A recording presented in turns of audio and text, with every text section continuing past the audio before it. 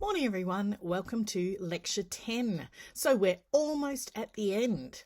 What we're talking about this week is looking at quality improvement and how we ensure that we are constantly in that state of reflecting and evaluating what we do to provide the best experiences and environment for the children that we are working with. So first thing, we're going to define what is quality improvement. We're going to look at this idea of evaluation and reflective practice and how we keep them as our quality improvement measures. And then we're going to look at action research and how that adds to it. Next week, we're going to explore action research in a lot more depth, particularly how it relates to your GTPA.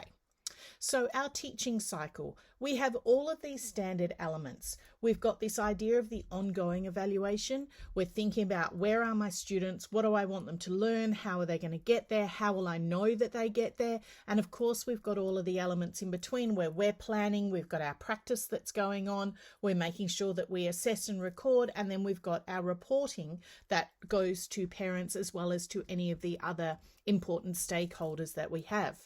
And then we need to think about what else we add into it. And these are the elements that layer in to make it more and more relevant for our students. So what do we already know about development? What do we as the professionals know about child development? So we've got all of our checklists, of our developmental checklists. We've got all of our theorists that we know talk about development and how important we understand the difference between the development that will start to happen naturally for children and how we as educators can enhance that development that will go on. We've got how we're going to make sure that we are documenting progress of all of our students effectively.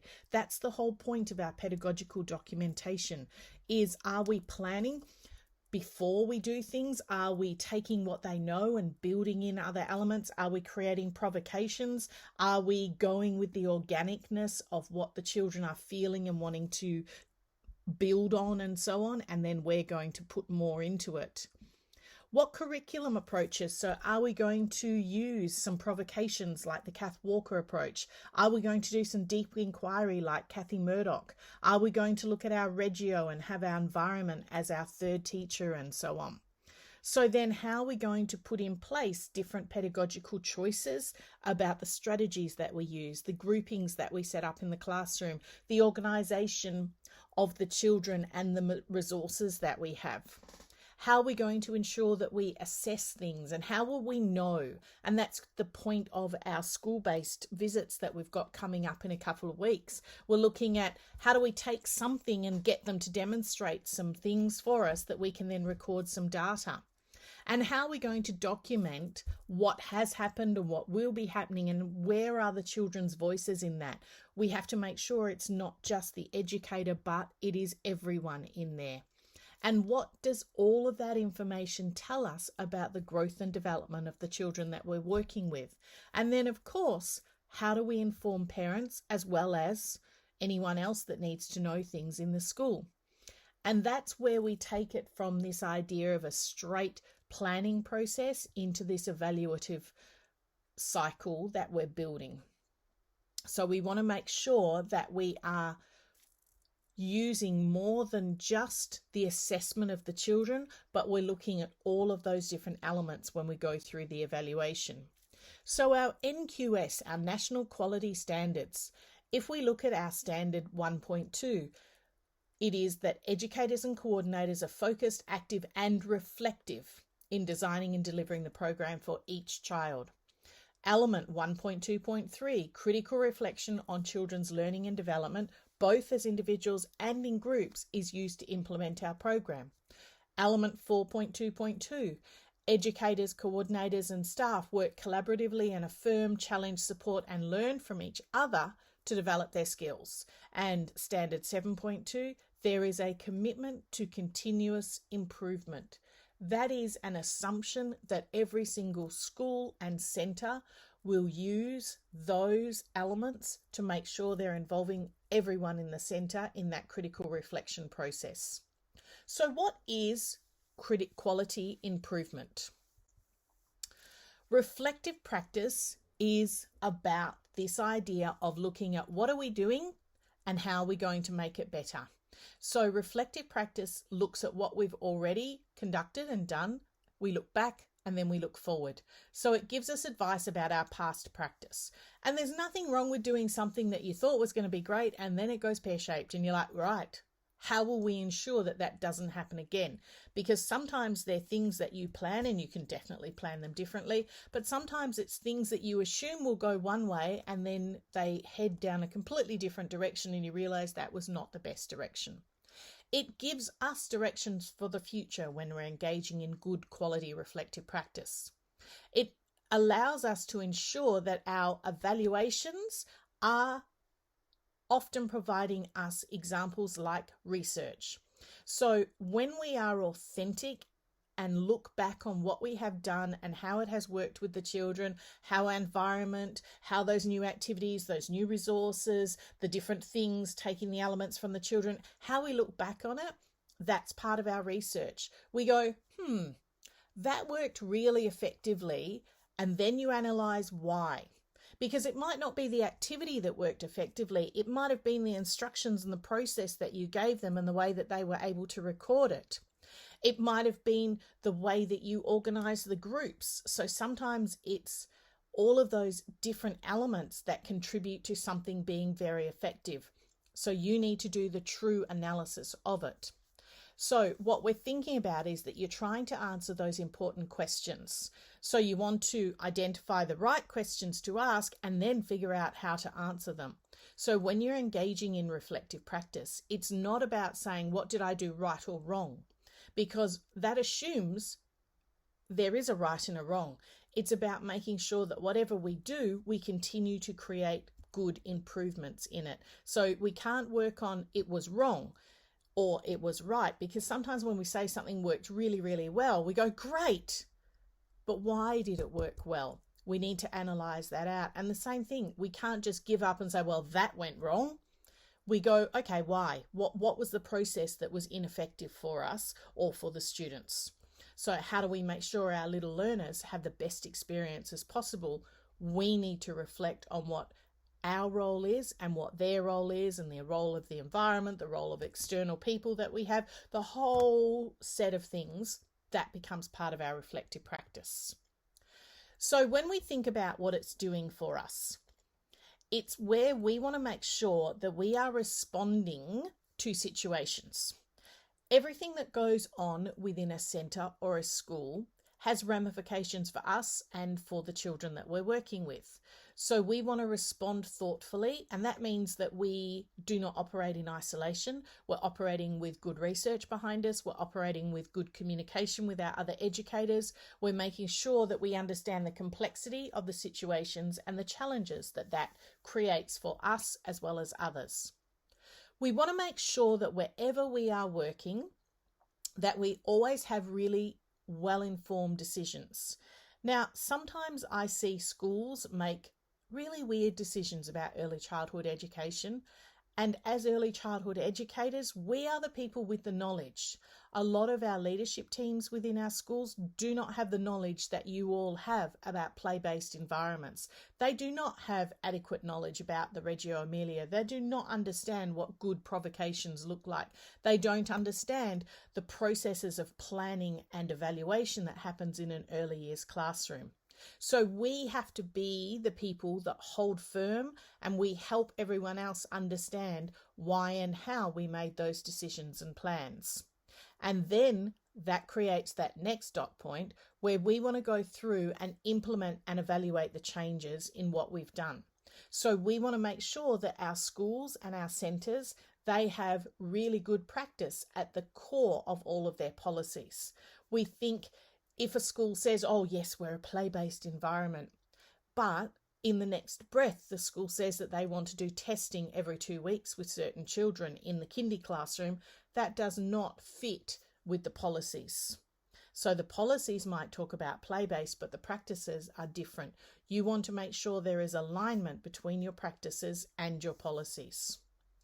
Now, to be accountable to our families, colleagues, and communities, when somebody walks into an early childhood room, I should be able to point to a table where there is some things set up, and I should be able to say, tell me about that table, and there should be a clear reason behind everything. that you have in your room.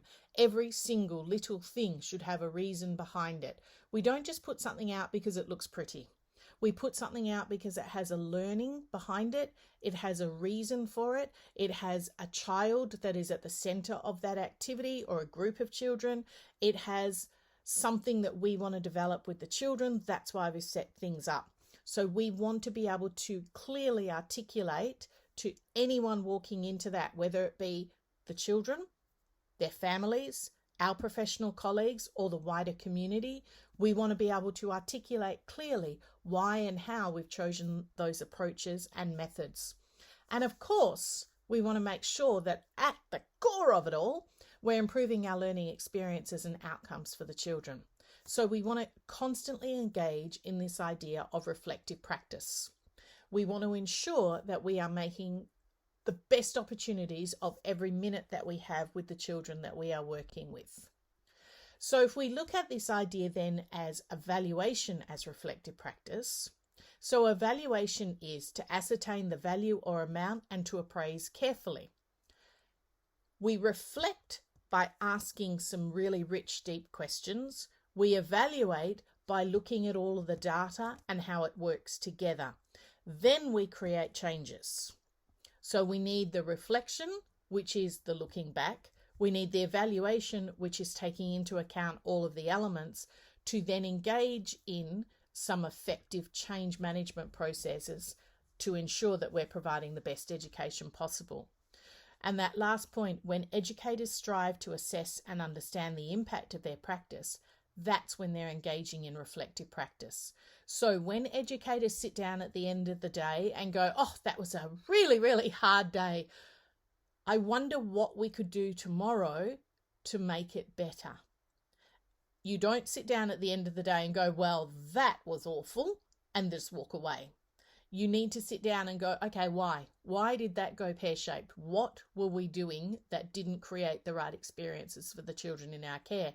Or conversely, goodness gracious, that was an amazing day. We had the best flow. The children were really on task for all of their activities. I could see that their play was so rich over in the block corner today, and we've captured some great evidence of it. How are we going to make sure that we do that again? How are we going to engage the parents and help them to understand the richness of that play?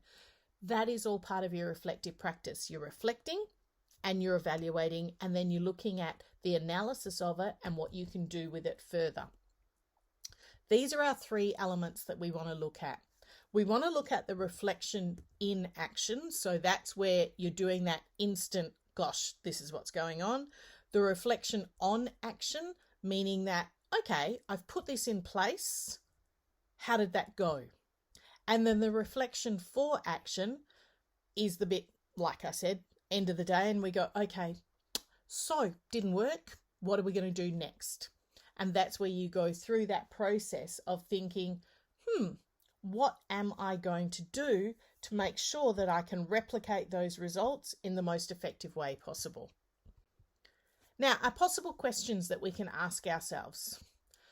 Think about, how do we listen, observe and critically review what's happening throughout the day? What do we have in plans? What are our processes that we've built into our days?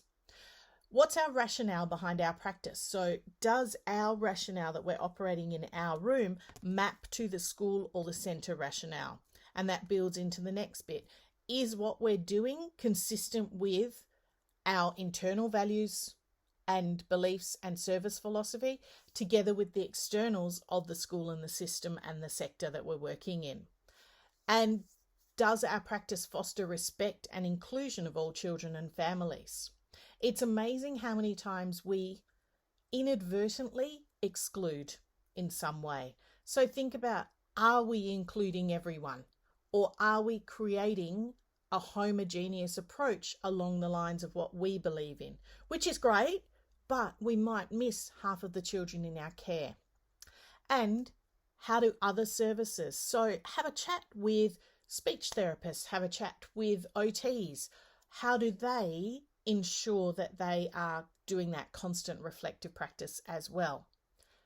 This is where we have to come back to what is best practice. And this is where our research comes in. It is not good enough in the early years to go, oh, I know what's best for children. Do you? Do you know what's best? How do we ensure what we think is best is backed up by evidence and research? You know that I've said it before, but common practice is not always best practice. Just because a lot of people do it does not mean it is best. It might be the easiest, it might be the most efficient. Is it the best? Sometimes doing the best is the hardest choices that we have to make, but it will be the best choices, but it's not always the easiest. So thinking about, just because we see flashcards being used all the time with kindy kids doesn't mean it should be used. So how do we ensure that we are doing best practice, not just common practice or the practice we feel comfortable with?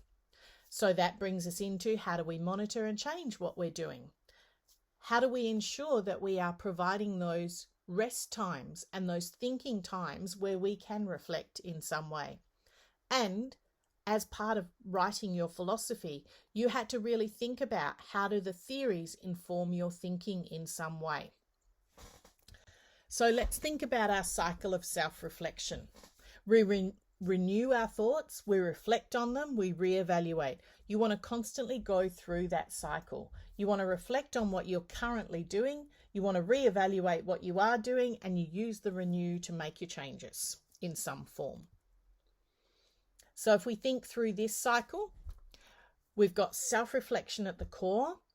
We then have the idea of we're reflecting on our teaching and learning, and then we're using reflection to inform our continuous improvement.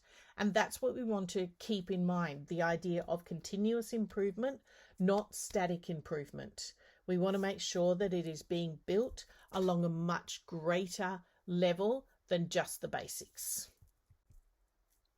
So, how do we engage in reflective practice? I obviously tapped the wrong buttons for the animations. So you use things like self-monitoring. Lots of people use post-it notes. They use jottings. They note things down on their phone in some way. Think about your recordings, your audio and visual of the children and yourselves. Think about the information from the students. Ask them, did you enjoy that? What was the best part out of it? It always feels really weird, because sometimes the things that you spend the most time planning and doing are the things that the children literally gloss over. And that off-the-cuff thing that came out of a quick conversation with the child, and then you create the next day the great experience about it, they're the things they remember. So find out from the children what they liked and what they didn't. Obviously, when you're working with older kids in particular, you've got their student results. Now, when we look at student results and we're working with 2 and 3-year-olds, those results are things that we are going to hear and see rather than just a collection of work that we would be collecting. Don't forget to always engage in reflective practice beyond yourself as well and beyond your class. So have a chat with colleagues. Always try and build that professional set of friends at your school or your centre where you can have those deep discussions about what you're doing in your classroom. Not trying to one-up them or trying to be in competition with them, but to actually say, okay, I want to build this and this. How are you going about that? What are you doing? And so on. Think about your leadership team and how are you going to make sure in your leadership team that you're helping them understand what you're doing. A lot of times we encounter issues with early years because leadership doesn't understand what a play-based environment can do, and instead they want to turn it into a standard classroom where they assume that you run a mat time and that you're teaching them things, and then the children all go off and do a worksheet and so on. You have to help leadership teams understand what an early years classroom can look and function as, so then they can be your biggest advocates as well. But if they don't understand the depth, they won't be able to support you. And then you've of course got families. So when we send home some random thing that a 3 or 4-year-old has made, families are not going to understand what it means. So you'll have to help them and you'll have to scaffold it and help them to explain what that thing is and all of the amazing depth of learning that the child is demonstrating. And sometimes when we're working, it's really hard to develop a good critical perspective So think about, how do you build in those opportunities for others to help you, and the idea of team discussions and engaging in robust discussions, not just accepting each other's, but saying, okay, well, if we do that, what's going to be the ramifications, and why did you do it that way? And oh, I hadn't thought about that. Tell me more about it, and so on.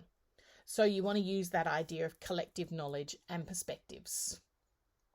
So what does it look like at the centre level? So when we're talking about a childcare centre, so we review our staffing arrangement and routines so that we know it's conducive to reflective practice. So that might mean things like, I know in a school, so this isn't a centre, but in a school, what most schools have at some point is they have shared dot time. So that means all of the year 2 teachers have dot at the same time.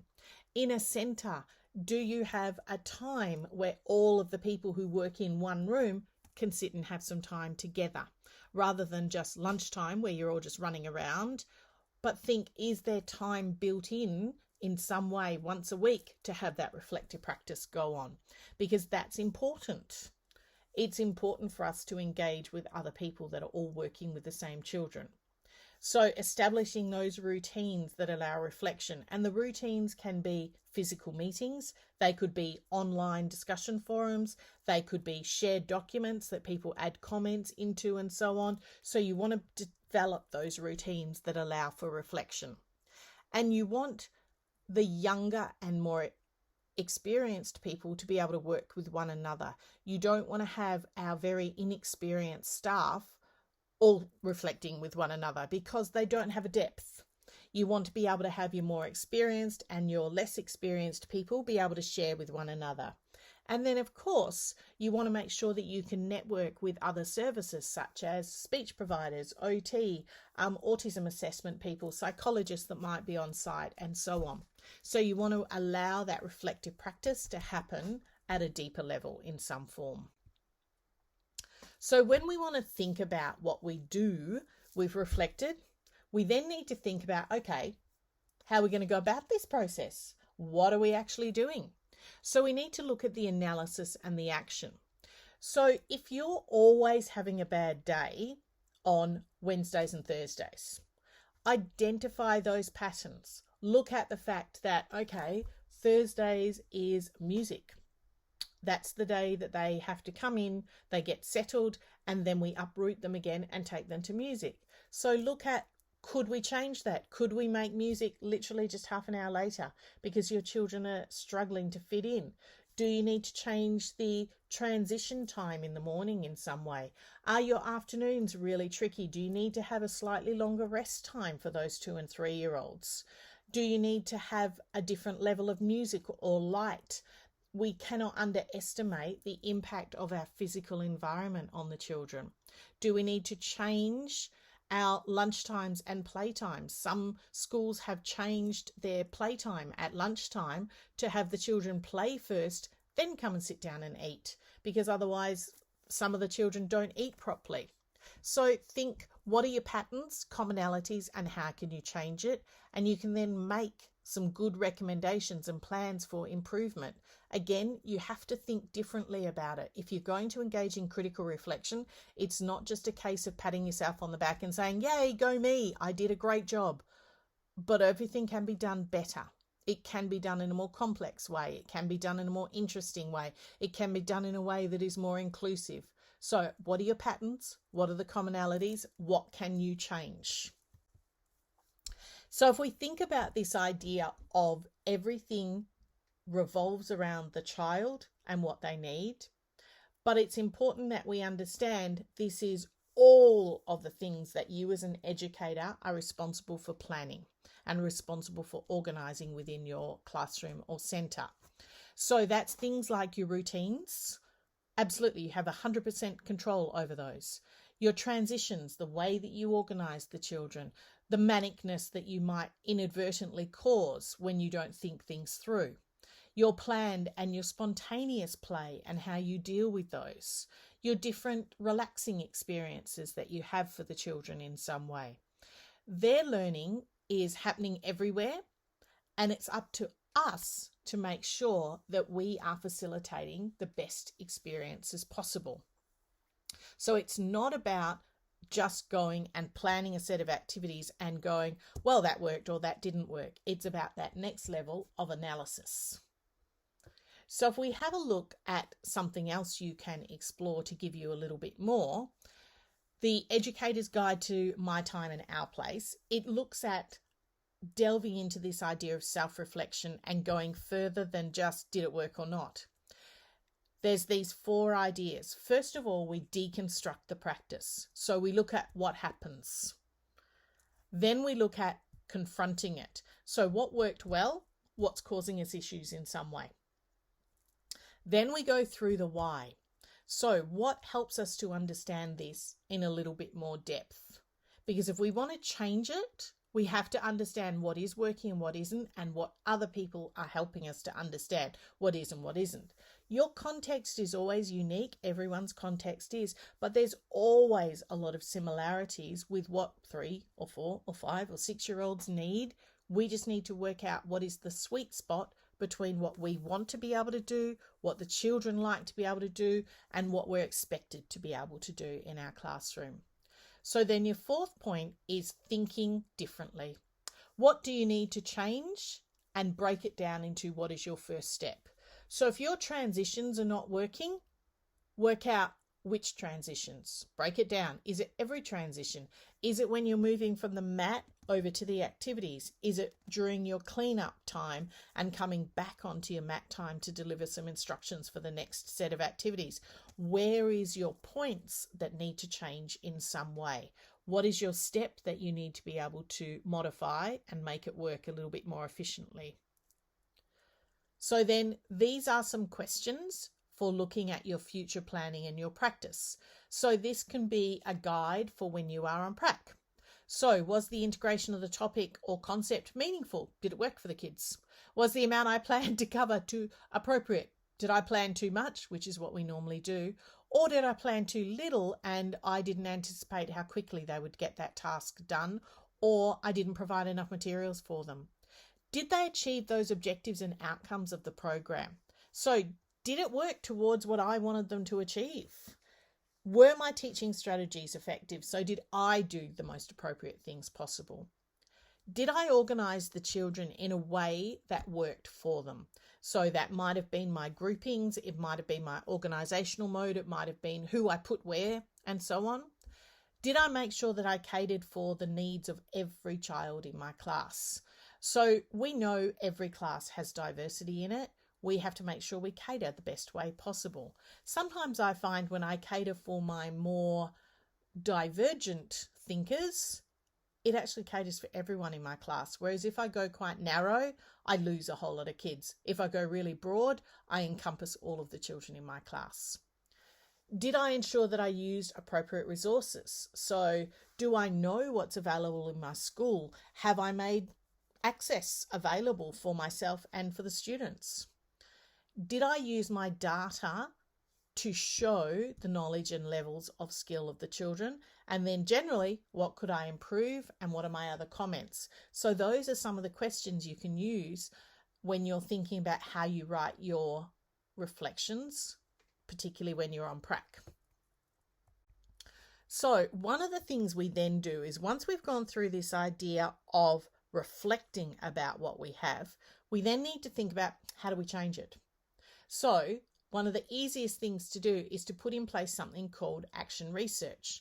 Action research has a very systematic approach to it, and there are literally more than a dozen ways of putting action research into your classroom in some form.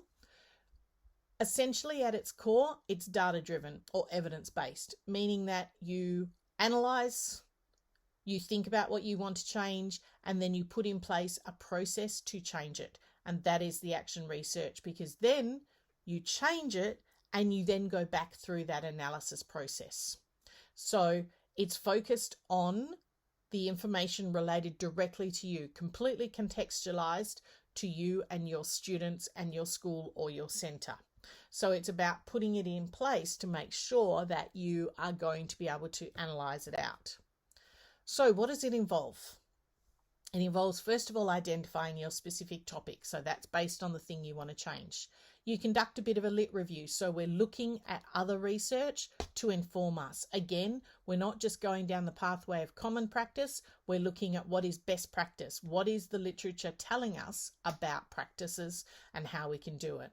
We then gather our data and our evidence, and we look for opportunities to improve that in some way. So it could be I could look for my reading program, and I could go down the pathway of looking at the science of reading, and I could look at my phonics-based program that I use and how I am teaching proper decoding to the students, and I'm teaching reading for understanding. So I'm looking at my reading program and what I could do. I could look at how I build in my numeracy collaborative groups. I'm working with people at the moment that are looking at Lighthouse Maths, and there's a very specific way that they're teaching problem solving through that process. So that type of action research you could build in. Spelling is always something that in the early years we need to have a good emphasis of in every classroom. So looking at what spelling strategies work, what have difficulties, which ones will work for the children that you are working with. So our action research is looking at the evidence and putting it into practice in our classroom, and then going back through our processes to make sure we review it effectively as well. Now, AITSL tells us that we must engage in evaluation and reflection. It's a professional requirement. In your final school placement, you'll be doing the GTPA, the Graduate Teaching Professional Assessment, and in that, you need to demonstrate a plan, teach, assess, reflect, and appraise cycle. So it's exactly the same type of plan, teach, assess cycle. We're just adding in extra layers to it to make sure that it can work effectively for us. So visit your AITSL site. That will give you a little bit more information. Our TUTE this week is working with a partner to plan all of your school-based activities.